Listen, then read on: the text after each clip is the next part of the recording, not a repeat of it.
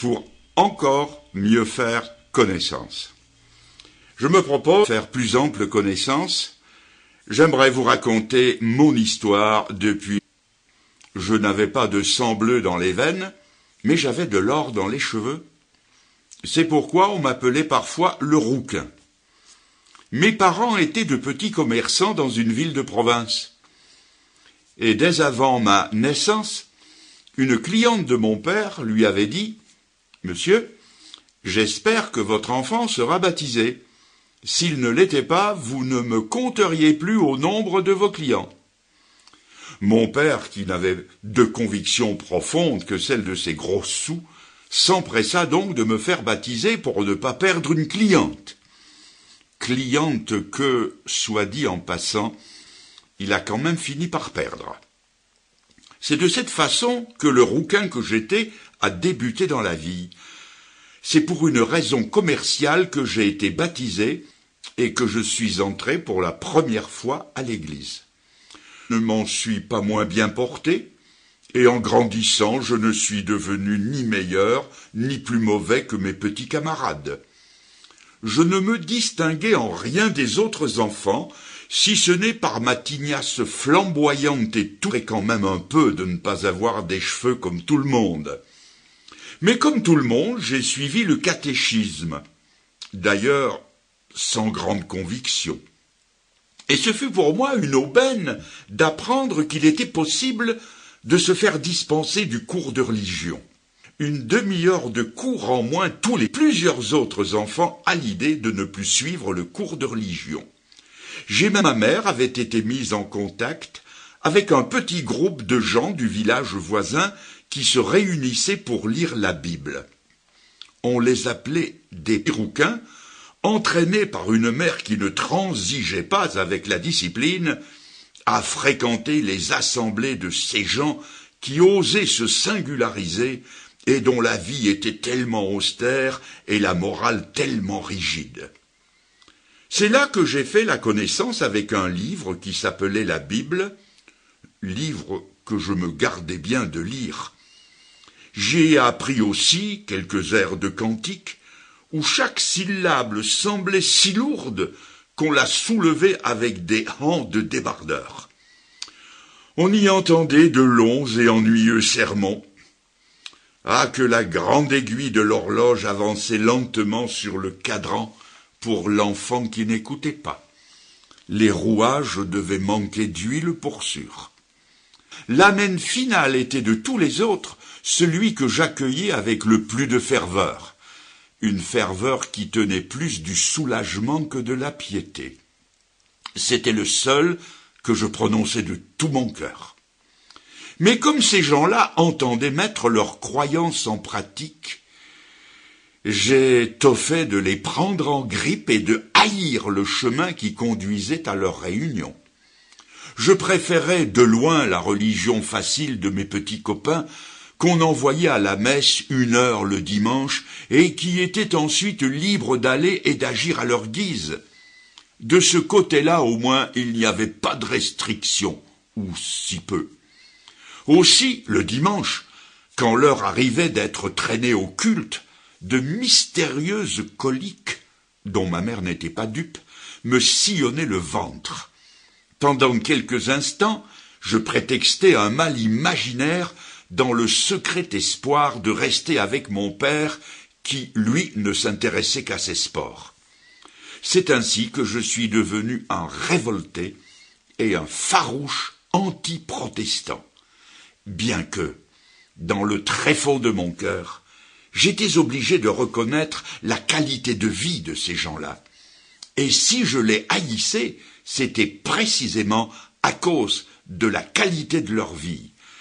L'obscurité qui était en moi ne pouvait pas supporter cette lumière. Malgré mon jeune âge, j'avais déjà fait quelques expériences et j'allais encore en faire d'autres. J'avais pris la religion en aversion à cause de ses exigences, mais je ne pouvais pas m'empêcher d'y réfléchir quelquefois, et cela bien malgré moi. Un jour, j'ai entendu une dame dire à ma mère qu'un garçon de 11 ou 12 ans, à peu près le même âge que moi, s'était plaint de douleurs dans le ventre et que, malgré une intervention rapide des médecins, il était mort 3 jours après. Comme j'avais mauvaise conscience, à partir de ce moment-là, je me suis mis à trembler chaque fois qu'une petite colique venait me tordre les entrailles. Le spectre de la mort commençait à se lever dans ma vie et à prendre des formes angoissantes. Une autre fois, ma mère m'a raconté l'histoire du mauvais roi Hérode qui, frappé par Dieu à cause de sa méchanceté, était mort rongé par les vers. Cette phrase s'incrusta dans ma pensée et n'en sortit plus jamais. Il n'en aurait pas été ainsi si j'avais eu bonne conscience devant Dieu, mais je n'avais pas fait la paix avec lui et mon cœur restait agité. Dans les années qui suivirent, au milieu de mes joies profanes, dans mon impiété et mes plaisirs mondains, une phrase me revenait sans cesse à l'esprit, me mettait mal à l'aise, si ce n'est pas à la torture. Hérode mourut rongé par les vers. Et déjà les vers du remords commençaient à me ronger, me donnant un avant-goût salutaire de ce que pouvaient être les vers rongeurs de la géhenne. À ce stade, des périodes d'angoisse alternaient avec des périodes d'insouciance propres à mon âge. Mais tout doucement, le sentiment de l'éternité s'approchait de moi. À l'école primaire, je m'étais lié d'amitié, une amitié qui dure encore aujourd'hui, avec un garçon un peu rondouillard du prénom de Paul, et comme j'étais très longiligne, la paire de nouveaux amis que nous formions fut parfois surnommée fil de fer et boule de gomme. À nous deux, on représentait une scène de la Bible, les vaches maigres et les grasses. À cette époque, comme aussi dans les années qui suivirent, une chose m'intriguait très fort. C'était de savoir comment ma mère et les gens qu'elle fréquentait parvenaient à se priver de tous les plaisirs que le monde offrait. Ils ne donnaient pas du tout l'impression d'en souffrir, au contraire. Mais d'où tiraient-ils la force d'envisager la vie et la mort avec une telle sérénité? Quel était le secret de leur joie, de leur paix? Moi, j'étais absolument incapable d'envisager la vie sans les attraits du monde. Son clinquant, ses lampions, ses fêtes m'attiraient comme la flamme d'une bougie attire un papillon de nuit. J'enrageais intérieurement à la pensée de ne pas y puiser à pleine main. De telles privations, entre guillemets, m'étaient insupportables, rien que d'y penser. Eux, au contraire, n'avaient pas du tout l'air d'être privés de quoi que ce soit. Ils n'en avaient tout simplement pas besoin. Et c'était à cause de ça que je les détestais. À cause de cela aussi que, secrètement dans le fond de mon cœur, je les enviais. Eux, me disais-je, ont quelque chose que toi tu n'as pas. Comme ce genre de vie m'était à la fois détestable et désirable, j'essayais de soulager ma conscience en me disant que ces gens-là grésillaient du trolley et qu'ils étaient atteints de déviations mystiques. Je croyais ainsi classer la chose et mettre un point final. Ça ne devait être qu'un point à la ligne. Le petit rouquin que j'étais grandissait et ne pouvait plus longtemps rester sous la tutelle maternelle. Je devais avoir 12 ans quand j'ai fait une mini-fugue le temps d'une demi-journée. De retour à la maison pendant la nuit, j'ai déclaré tout de go que je n'irais plus au culte. Cela fit un tollé d'envergure, il y eut des menaces, mais j'ai tenu ferme avec l'aide de mon père qui lui, s'était cette fois-ci mis de mon côté. Ma mère, la mort dans l'âme, me vit prendre le chemin large qui conduit à la perdition, selon ce qu'en dit le Seigneur. Quant à moi, mon opinion sur le chemin large était tout autre que celui de ma mère. C'était la seule voie qui pouvait me convenir et je n'allais pas m'en priver. Un jour, je suis entré pour la première fois dans un cabaret. J'ai commandé un verre d'eau gazeuse que j'ai vidé bravement jusqu'au fond. Par la suite, bien que je ne sois jamais devenu un disciple du capitaine Haddock, je me suis orienté vers des boissons moins inoffensives. Le monde était à moi et moi au monde. Je courais les spectacles, je m'amusais comme un fou et je rentrais à la maison le soir avec le cœur tout plein de vide. Quand les bruits et les lumières de la fête s'éteignaient, ma joie s'éteignait aussi, et je me retrouvais tout seul avec moi-même. Alors, la morsure du doute faisait me poser des questions. Est-ce bien là le chemin du bonheur? Ça ne fait rien, me disais-je. La prochaine fois, je mettrai les bouchées doubles et je serai heureux. Je fais maintenant un petit retour en arrière, un flashback, comme on dit aujourd'hui, pour les besoins de la chronologie. La guerre arriva avec son inévitable cortège de misère, de souffrance et de privation. L'offensive allemande de mai 1940 me vit descendre dans le Midi avec des milliers d'autres réfugiés. Plus d'une fois, alors que les pruneaux tombaient, j'avais la chair de poule et la peur au ventre. Mais le premier orage passé, je suis rentré dans le foyer que la guerre avait épargné, et je me suis installé comme tant d'autres, dans les privations des années d'occupation. Si je n'ai pas connu la disette, grâce à la débrouillardise de mes parents, j'ai connu quand même des moments où la faim me tiraillait péniblement l'estomac. C'était l'époque où tout ce qu'on pouvait se mettre sous la dent était le bienvenu. Un jour, j'ai mangé du chat. Eh oui, du chat. C'était un chat qui nous avait volé des côtelettes. Mais l'histoire serait trop longue à raconter. J'ai récupéré les côtelettes perdues en mangeant le chat. Œil pour œil, côtelette pour côtelette. C'était, je vous l'assure, un fameux lapin que ce chat. 15 ans. C'est l'âge où les garçons grandissent vite. Je n'ai eu qu'un seul costume en 4 ans. Les manches du veston m'arrivaient entre le coude et le poignet. Les pantalons ne me descendaient à la hauteur des chevilles que grâce à d'interminables bretelles. Mes souliers avaient été faits par mon père avec de la vieille garniture de fauteuil et des pneus d'automobile. Mais comme beaucoup étaient logés à la même enseigne, je m'en consolais comme je le pouvais en tournant la chose en rigolade. La libération tant attendue ne m'apporta aucune libération intérieure. Ne trouvant pas d'autres débouchés pour me sortir de moi-même, je m'enfermais dans une imagination débridée que je peuplais d'exploits qui tous se voulaient nobles et généreux. Je passais des heures à rêvasser de la sorte. C'étaient là les seuls moments où je tenais le beau rôle. Mais, bientôt, j'ai senti que j'étouffais dans mon petit cercle. Il fallait donc l'agrandir en prenant le large et pour de bon. À pas tout à fait 18 ans, je me suis engagé comme volontaire de guerre. Je ne veux pas vous épater.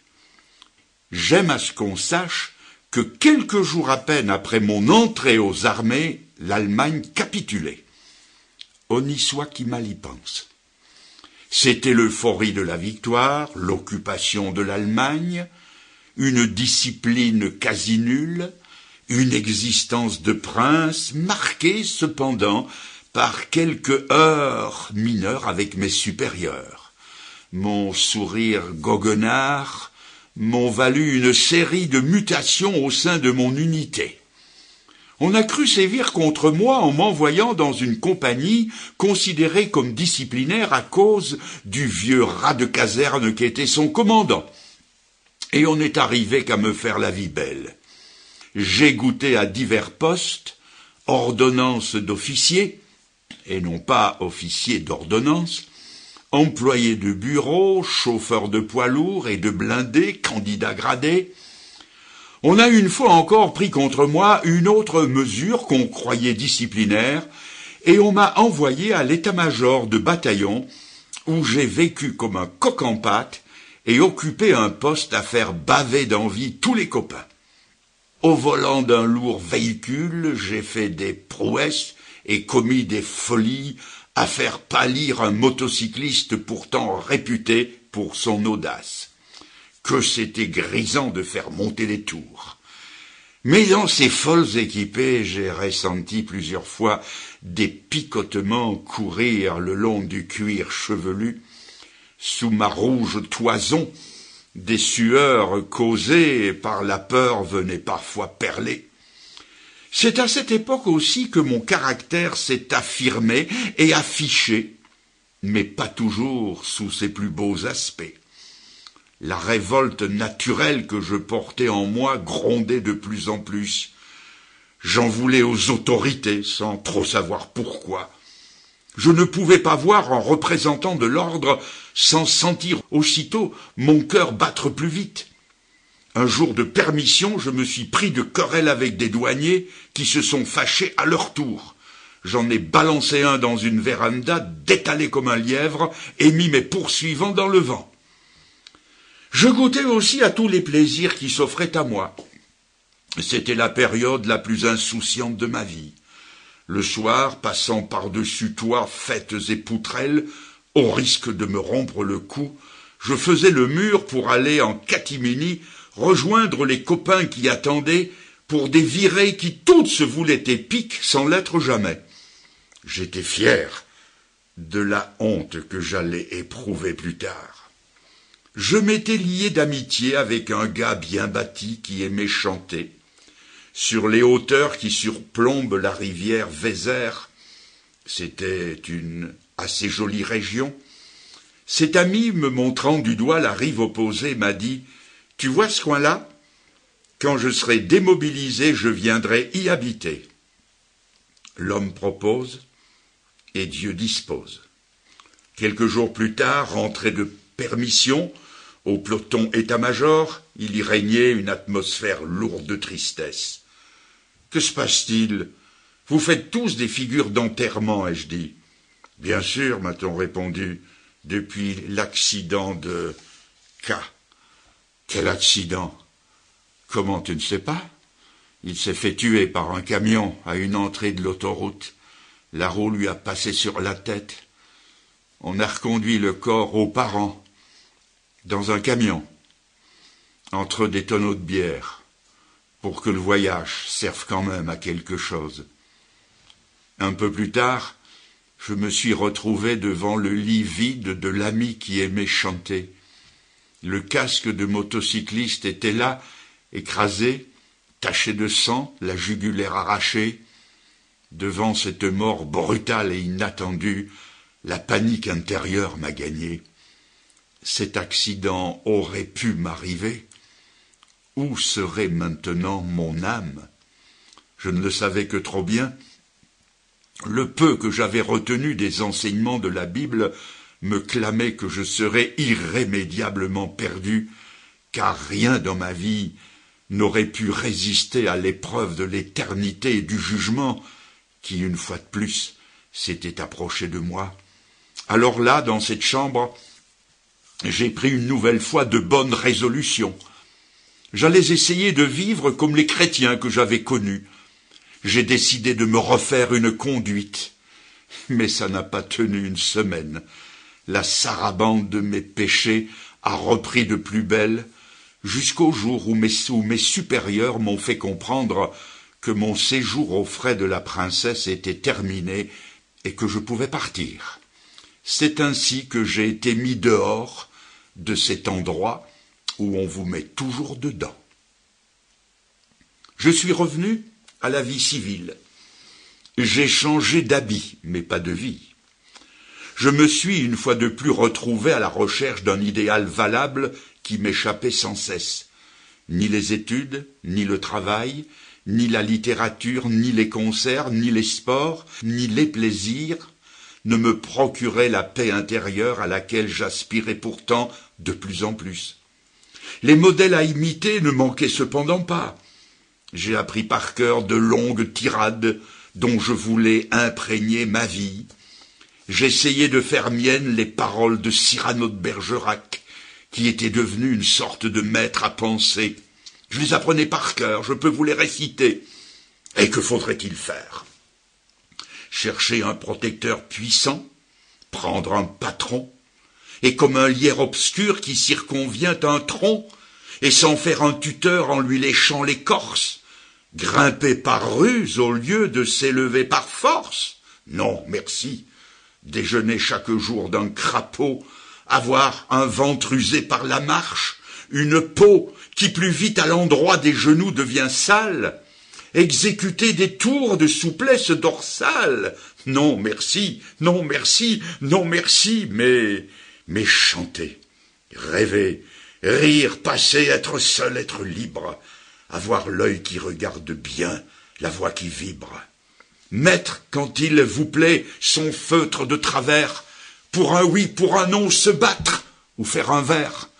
Travailler sans souci de gloire ou de fortune, à tel voyage auquel on pense dans la lune. N'écrire jamais rien qui de soi ne sortit. Et modeste d'ailleurs se dire, mon petit, sois satisfait des fleurs, des fruits, même des feuilles, si c'est dans ton jardin à toi que tu les cueilles. Puis, s'il advient d'un peu triompher par hasard, ne pas être obligé d'en rien rendre à César, vis-à-vis de soi-même en garder le mérite, bref, dédaignant d'être le lierre parasite, lors même qu'on n'est pas le chêne ou le tilleul, ne pas monter bien haut, peut-être, mais tout seul. Ah, c'est ce qui s'appelle vouloir monter à la seule force des poignets. Et tout seul, je ne suis pas monté bien haut, au contraire. Moralement, la pente était savonneuse, et tous mes efforts n'arrivaient qu'à me faire descendre un peu plus bas. Un jour, je déambulais avec mon ami Paul, et on se payait une portion de vitrine. La semaine était finie, c'était le printemps. Dis donc, vieux, sais-tu ce qu'on est venu faire sur la terre? Ma foi non, répond l'autre. On s'encroute pendant 6 jours, on les passe dans l'espoir du 7e, et quand enfin il arrive, il nous encroute plus à lui tout seul que les 6 autres ensemble. Et pourtant, nous en sommes aux plus belles années de notre vie, on a 20 ans, une bonne santé, pas de responsabilité, on sait s'amuser, on sait rire. Oui, mais même dans le rire, le cœur est parfois triste. Eh bien, si on n'est pas heureux maintenant, qu'est-ce qui va nous tomber dessus plus tard? Dis donc, lui ai-je tout à coup proposé, si on faisait une liste de tout ce qu'on aimerait avoir, d'accord? Allons-y. Et un quart d'heure après, ni l'un ni l'autre, nous n'avions trouvé quelque chose de valable à mettre sur la liste. On avait de tout. Mais en tête de page, on aurait volontiers écrit « Véritable bonheur et paix du cœur ». Voilà ce qui me manquait le plus. L'époque du carnaval approchait. Paul et moi, souvenez-vous de fil de fer et boule de gomme, nous avons décidé de nous amuser ce jour-là avec frénésie. On voulait tirer le fin du fin. Nous avons planifié cette journée avec minutie. Derrière les masques et dans les farandoles, on s'est proposé de s'en donner à cœur joie et de vivre une journée inoubliable. Jamais, en effet, on ne devait l'oublier. Elle fut pire que toutes les autres. Tout le monde riait, sauf nous. On se sentait seul et perdu au milieu de cette foule en liesse. Pour ma part, je sentais confusément que dans ce monde qui me devenait de plus en plus étranger, je commençais à perdre les pédales. Quand enfin les lampions se sont éteints, et que sur le visage des gens la joie fondait comme neige au soleil, un peu de lumière s'est glissée dans nos cœurs à tous les deux. Ce soir-là, nous avons analysé sérieusement notre entourage. Et en voyant ce monde, qui folâtrait encore tout à l'heure, s'en aller maintenant l'œil si terne et l'oreille si basse, que nous avons été pris d'un fou rire qui a duré des heures. La fête terminée, il n'y avait plus de plaisir sinon pour nous. Étrange. Rien ne me satisfaisait plus vraiment. Eh bien, je suis allé au cercle paroissial où l'on venait justement de m'inviter. On m'y a bien accueilli.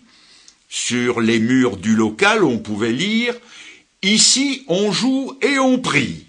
En vérité, on jouait, mais on ne priait pas. Le vicaire, qui dirigeait le mouvement, était jeune, plein de problèmes. Comment aurait-il pu me donner une solution que lui-même n'avait pas trouvée? À la même époque, je me suis mis à fréquenter à nouveau les protestants, chez qui je m'étais bien juré de ne plus jamais remettre les pieds. J'assistais à quelques réunions, pas à toutes, pour apaiser ma conscience. J'étais tiraillé, déchiré entre le monde et le Christ, et toujours c'était le monde qui l'emportait. Pendant mes insomnies, dans ces moments où l'éternité s'approchait si près de mes pensées, je me révoltais encore et j'accusais le père Adam. C'est de sa faute à lui. S'il n'avait pas fait des bêtises, je ne serais pas dans l'état où je suis et devant la nécessité de me convertir ou de périr. Un verset de la Bible avait le don de m'irriter et de me mettre les nerfs à fleur de peau. Il est écrit dans le livre de l'Ecclésiaste au chapitre 12. « Jeune homme, réjouis-toi dans ta jeunesse, marche dans les voies de ton cœur et selon les regards de tes yeux. » Mais c'est ce que je fais, que je me disais. Misère! Pourquoi le verset ne s'arrête-t-il pas là? Pourquoi faut-il que la suite affirme? Mais sache que pour toutes ces choses, Dieu t'appellera en jugement. Ce que je ne savais pas encore, c'est que derrière tout ce travail d'âme, il y avait les prières inlassables de ma mère. À cette époque, je me suis mis un peu à la boisson. Occasionnellement, tout d'abord, sans jamais être un bois sans soif, ni rouler dans le ruisseau, il m'est arrivé de rentrer ivre. Je dégringolais de plus en plus sur une pente que j'essayais en vain de remonter. Des passions nouvelles s'ajoutaient aux anciennes et me liaient toujours plus. J'essayais de me donner le change en fréquentant les cultes jusqu'au jour où la vérité m'a sauté aux yeux. Terrible, implacable. Si tu mourais aujourd'hui, où passerais-tu l'éternité? Je me suis rendu compte que la religion n'avait rien fait pour moi, elle ne m'avait rien apporté. J'étais resté le même homme, et sous le couvert de la religion, je commettais des péchés plus grossiers qu'avant. Oh, j'essayais bien de faire un beau geste de temps à autre, comme pour me prouver à moi-même que j'étais encore quelqu'un, mais derrière cette fanfaronnade, la faillite morale était totale. Je n'avais pas encore touché le fond, mais ça ne pouvait tarder. J'ai alors tenté de prendre les chrétiens à partie. Je mettais leurs défauts sous la loupe et je les grossissais à plaisir. Je blâmais leur étroitesse. Je me moquais de leur peu d'envergure, de la pauvreté de leur prose, et je me gargarisais de leur manque d'envol littéraire. J'argumentais sur la religion. Je voulais en rabaisser les exigences, l'amoindrir à mes dimensions personnelles afin qu'elles ne soient plus gênantes. Mais toutes ces discussions n'arrangeaient rien à ma vie. Je restais sans force devant la tentation. Un soir, je suis rentré à la maison dans un triste état. C'était un dimanche. L'après-midi s'était passé à jouer aux cartes dans un estaminet. La mort dans l'âme, je voyais les aiguilles courir sur le cadran et dépassé l'heure où, normalement, je me rendais à la réunion. Toute la soirée s'était passée à la foire, au dancing et au cabaret.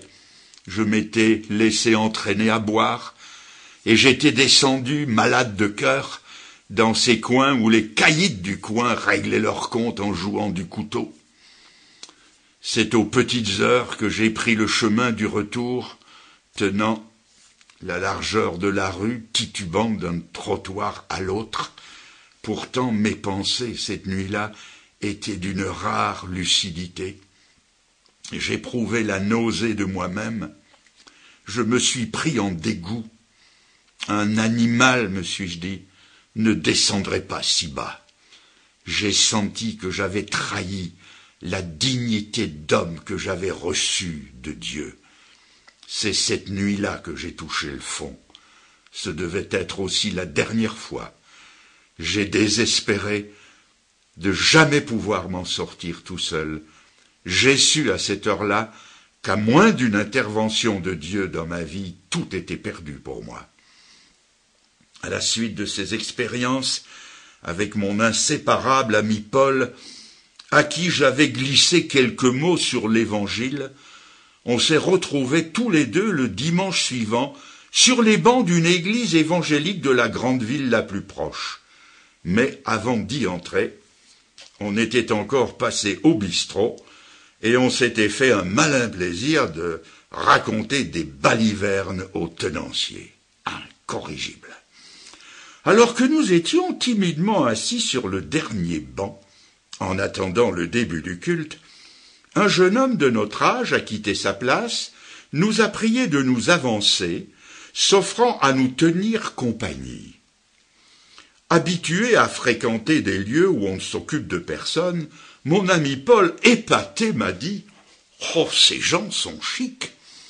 Et ce jour-là, pour la première fois, on a écouté avec l'intention de comprendre ce qui se disait. Après la rencontre, un ancien de l'église nous a invités à passer chez lui. Jamais, sans doute, cet homme ne fut bombardé d'autant de questions. À brûle-pourpoint, je me souviens lui avoir dit « Je constate que vous, les chrétiens, vous aimez Dieu. Mais moi, je ne l'aime pas. Je n'éprouve rien pour lui. Si donc il me faut l'aimer pour être sauvé, je ne le serai jamais. » Le vieil homme ne fut pas désarçonné par la question. Il ouvrit paisiblement sa Bible dans la première épître de Jean et me mit un verset sous le nez qu'il me demanda de lire. « Ce n'est pas nous qui avons aimé Dieu, mais c'est Dieu qui nous a aimés le premier et envoyé son Fils. » « Vous n'aimez pas Dieu, me dit-il, je le sais, mais Dieu vous aime. » J'ai reçu le choc en pleine poitrine. Jamais je n'avais vu la chose sous cet angle-là. C'était Dieu qui m'aimait, moi, un misérable transgresseur. J'ai commencé à voir que j'avais mis la charrue devant les bœufs. Ce qui comptait, ce n'était pas ce que moi je pouvais faire pour Dieu, mais au contraire, ce que Dieu avait fait pour moi. J'avais inversé les rôles. Voilà pourquoi mes efforts n'aboutissaient à rien. Mon salut, je l'avais ramené à moi-même. Jusque dans la recherche du salut, partout et toujours, ça avait été moi et rien que moi. Et voici que je découvrais maintenant que c'était Dieu et rien que Dieu. Je suis parti ce soir-là avec cette pensée. Eh bien, si c'est Dieu qui sauve, sauvé je serai. Au soir d'une belle journée de juin, je suis monté dans ma chambre en proie à un grand trouble intérieur. J'aurais voulu prier ce Dieu que je ne connaissais pas encore, que je redoutais et recherchais tout à la fois. J'aurais voulu ployer les genoux et prier, mais je ne l'avais jamais fait vraiment. Une bouffée d'orgueil m'empêchait de me courber. Je ne m'étais jamais courbé devant personne, du moins le croyais-je. C'est trop lâche, non. Je ne voulais pas être un hypocrite, demander le pardon aujourd'hui et recommencer demain la même vie de patachon, non. Je savais que je n'aurais pas la force de rompre avec un genre de vie que Dieu désapprouvait. Très agité, je suis allé vers la fenêtre et regardais le ciel. Le soleil, tel une énorme boule rouge, se couchait à l'horizon. Je désirais prier, mais je ne le pouvais pas. Plusieurs fois, j'ai fait le va-et-vient du lit à la fenêtre, en proie à un combat intérieur intense. Et tout d'un coup, la crise a éclaté et s'est dénouée. Je suis tombé sur mes genoux. J'ai éclaté en sanglots et j'ai balbutié. « Ô Dieu, je suis perdu, sauve-moi. » Combien de temps suis-je resté là, prostré et prosterné? Je ne saurais le dire. Mais quand je me suis relevé, j'étais devenu un autre homme. Ce jour-là, et à cette heure, je suis mort à mon ancien genre de vie. Le jeune homme qui est redescendu de sa chambre, on n'allait plus le reconnaître, car j'étais devenu, selon ce que la Bible en dit, une nouvelle créature en Jésus-Christ. Les choses anciennes étaient passées, et toutes choses devenaient nouvelles, en un instant. Toute ma vie de péché, de révolte, de mondanité s'est radicalement terminée. La transformation a été complète, jusqu'à mon vocabulaire qui s'en est trouvé modifié, épuré des propos malsains communément appelés gauloiseries. On ne m'a plus jamais revu dans aucun de ces lieux de plaisir et d'égarement. Désormais, l'homme qui avait lutté contre le Christ allait vivre pour lui. Et, oh surprise, véritable cerise sur le gâteau. En même temps, presque le même jour, mon ami Paul basculait lui aussi dans les bras du Seigneur. Notre conversion, non pas à une religion, mais notre conversion à Jésus-Christ fut radicale, tant pour l'un que pour l'autre. Et notre vie ne s'est pas arrêtée là. Au contraire, elle n'a fait que commencer. Un formidable champ d'action s'est ouvert devant nous. Nous en avions des choses à apprendre, car nous ne connaissions rien ou si peu. La Bible est devenue le livre de ma vie. Jésus-Christ, mon Sauveur et mon Seigneur. J'ai rencontré de l'opposition un peu partout. On m'a dit que mon expérience ne tiendrait pas, que ce n'était qu'une crise passagère. Eh bien non, ça a tenu, ça fait plus de 50 ans que ça tient, parce que c'est Jésus qui me tient. Les années ont passé, et je suis arrivé à l'âge de la retraite, et comme le disait un de mes amis, je suis retraité mais non pratiquant. Je continue à servir le bon maître qui m'a sauvé d'une si grande perdition par un si grand sacrifice. Je me suis engagé comme volontaire, mais dans une autre armée et pour un autre combat. Pour toute arme, j'ai la prière et la parole de Dieu. Je m'en sers comme d'une épée que je lance dans les consciences, les compromis et les péchés et les traditions poussiéreuses, et elle fait son travail. Je ne suis pas théoricien pour 2 sous. Je sais de quoi je parle, parce que je parle d'expérience. Ma prédication, c'est du vécu. Ma seule éloquence, c'est de croire chaque mot que je dis. Et surtout, j'ai des certitudes à proclamer. Bible en main, j'affirme que l'on peut avoir l'assurance du salut. Car je ne m'imagine pas que Dieu ait donné un sauveur qui ne sauve pas, ou qui ne sauverait qu'à moitié.